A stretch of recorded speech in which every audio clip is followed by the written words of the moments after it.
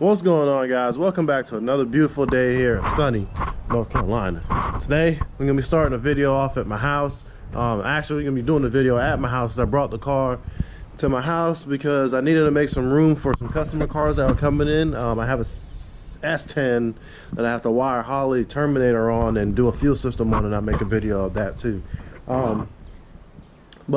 Today we're gonna be putting the intake manifold gasket on, putting the clutch line on, because I did end up getting a clutch line because it was only $35. It saved me the headache of trying to I kind of want to do it. I'm doing the car on a budget, but I kind of want to look good at the same time. Well, look decent, I should say. I need to order a fuel pressure not fuel pressure regulator, a fuel filter, and I need to order an Acuity TPS sensor. I have the alternator that I need to put on also. I have the engine harness, I have the swap harness. I wired those in, and I need to cut a hole in the firewall. Actually, I need to take the dash out so I can remove the AC stuff, so I can put the shifter cables and the wire harness through the firewall without cutting any extra holes, because this car is primarily just going to be driven around in the summertime anyway, and it's going to be hot anyway, so I don't need a heated core now, and it's warming up outside. I need to source an ECU, and I believe that's it. The hub should be here today, so I'll probably be taking the spindles off the car and taking them up to the shop with me tomorrow to put the 36mm spline axles in. Not axles, but the hubs in. I need to get some wheel bearings also from AutoZone. But all in all, today should be a good productive day.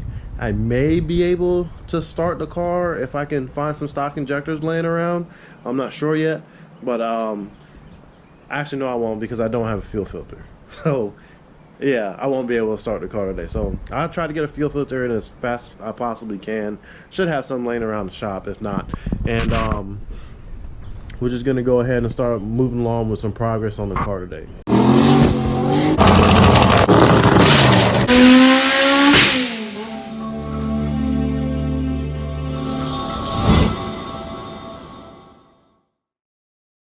Alright, so if you've been watching the this is part 4, so if you've been watching the last 3 videos, you know that I got the swap from a junkyard for $475, and the goal is to K-swap the car, to swap it without the chassis itself for under $2,500. So right now I have stuff written down. I'll go over it here in a second, of how much I have in the car so far, and there are some more cheaper stuff out there that I found after I was doing a swap. I've pre-written down what I have in the parts that you need to basically do the swap.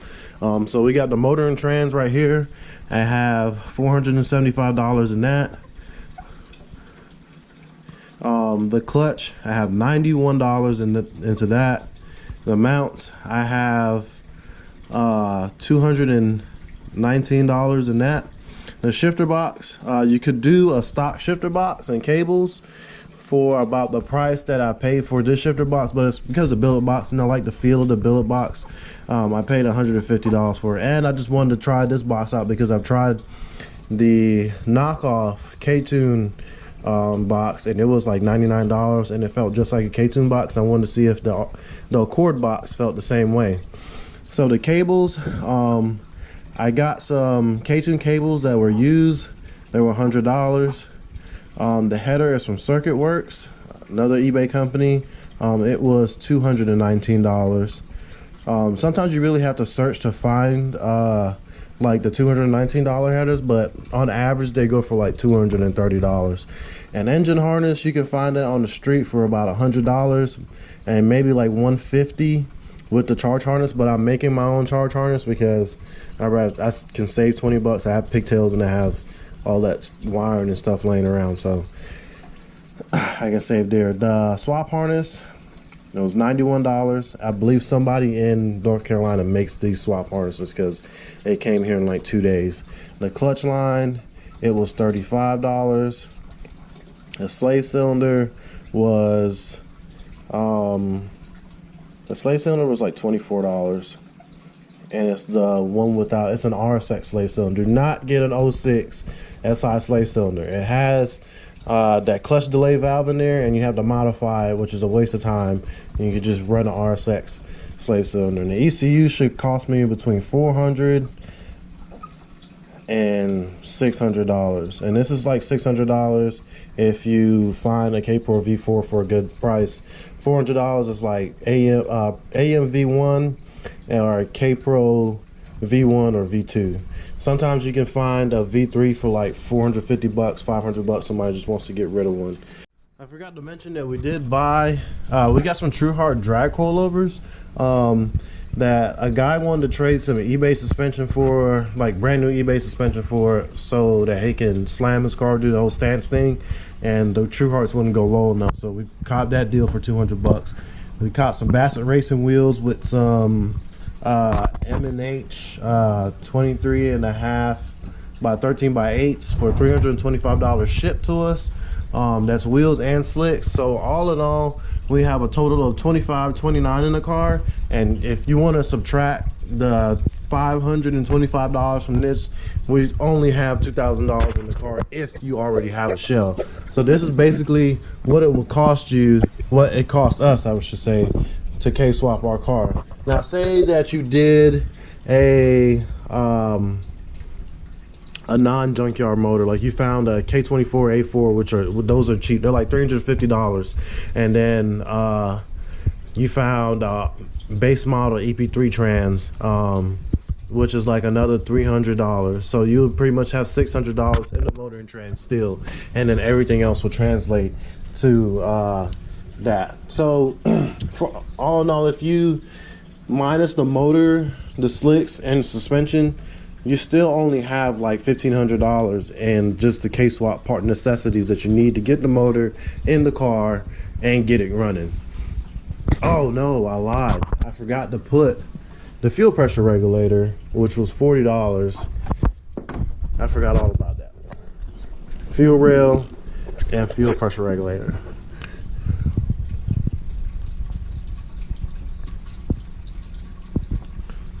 Fuel rail was $30, and the fuel pressure regulator was $35.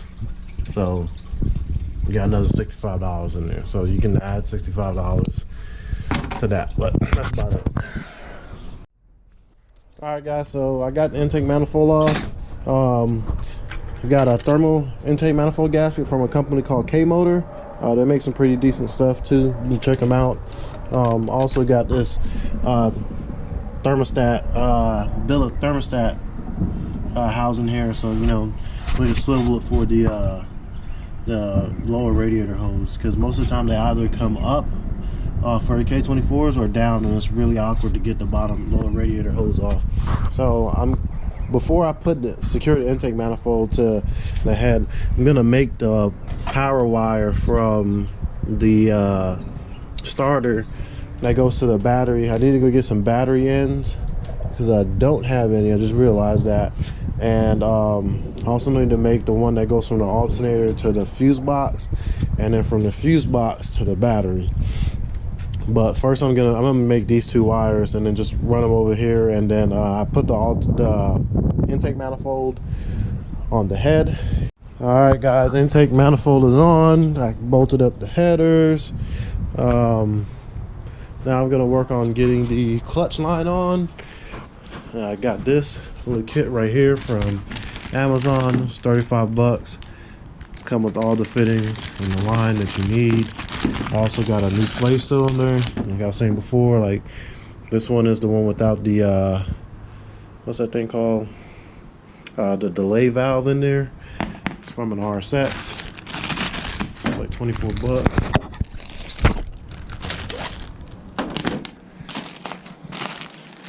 What I'm gonna do now is work on getting this in the car. It's a quality piece of line too. It's braided, and it's almost like that Earl's line where it has that plastic or nylon sleeve around it. I don't know exactly what the material is, but I'm gonna work on getting this on next. Line is on. Kind of ran a little bit, you know, tucked to master cylinder. So now I'm gonna go in and take the dash out, because the goal is to put the wire harness here and have the shifter cables come through here. And then I put the shifter cables aren't here yet. Hopefully Stumpy will be able to meet me tomorrow to give them to me. Once he gives them to me, then we'll put them in. The dash will be out. I mean, the dash will be back in, but that space will be open anyway, so I can just fish the cables back through there. And I left the cable bracket at the shop, so I really can't, you know, test the mechanisms anyway without the bracket. So I'm gonna go ahead and start pulling the dash out, and then we'll start routing the wire harness.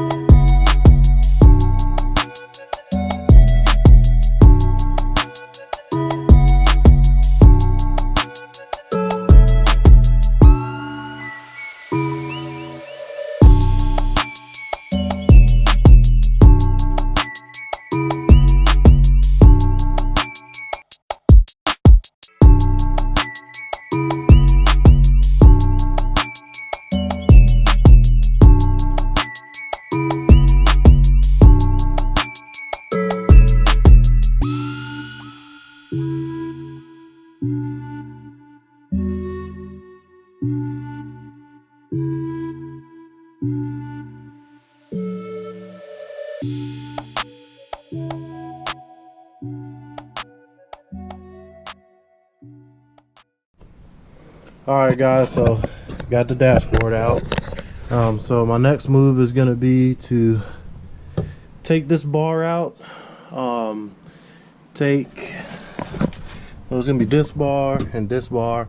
And I'm gonna take the blend door box out, the evaporator and the blower motor, and then we'll be putting the motor back in. Also, there's an ABS box underneath there. Not an ABS box, but a airbag box under there that I need to take out also. And I'm also gonna delete the airbag out of the dashboard itself.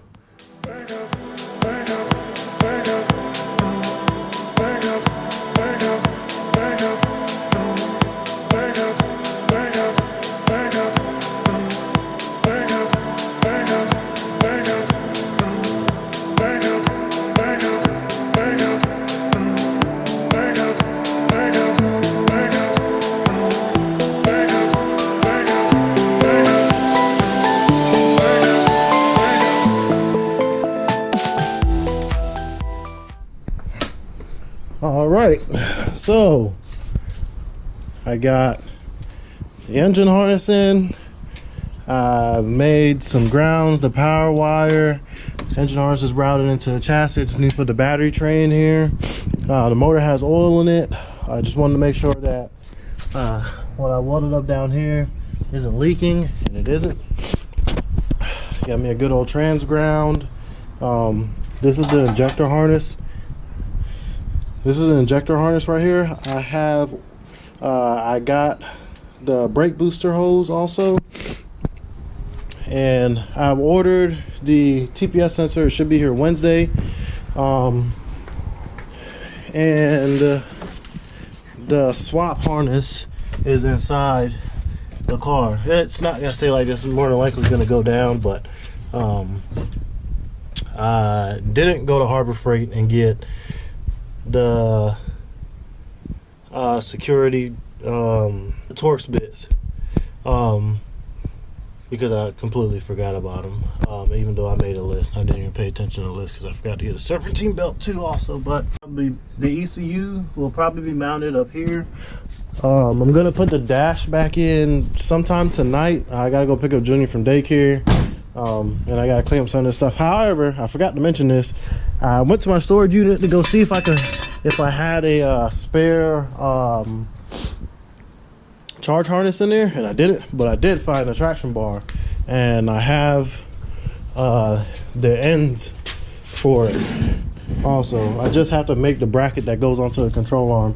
One of them, the eye is stuck, and I originally came with these gold bars, but one of them has like both the eyes stuck in them, and I wanted to put like this one on there because it's a lot more beefier than the gold one. So I'll probably end up having to make the brackets at the shop because I don't have a welder here.